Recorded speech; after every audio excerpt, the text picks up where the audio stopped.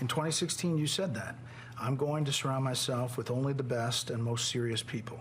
Well, I did do that, This and we time- had tremendous, look, we had the best economy we've ever had, This the world time- has ever seen. Your Vice President, Mike Pence, is running against you. Yeah. Your Ambassador to the United Nations, Nikki Haley, she's running against you. Your former Secretary of State, Mike Pompeo, said he's not supporting you.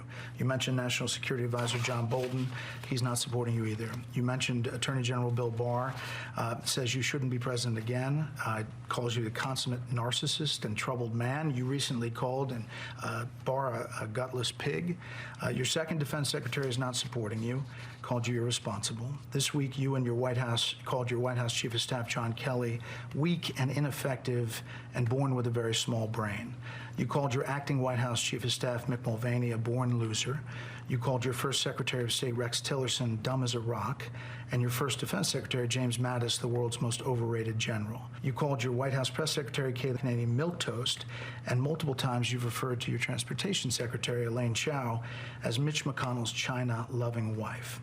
So, why did you hire all of them in the first place? Because I hired 10 to 1 that were fantastic. We had a great economy. We had phenomenal people in charge of the economy. We had phenomenal people in the military. I'm not a fan of Milley, and I'm not a fan of certain of the television people. But I knocked out ISIS. I defeated ISIS. They said, Mattis, it would take 3 years, and I don't think we can do it. I did it in a period of like 4 weeks. There's a lot of people who praise you for your policies. I just said that. That's true. Well, I mean, you just went through a list. But don't forget, for every one you say, I had 10 that love us. And one thing happens, I find, with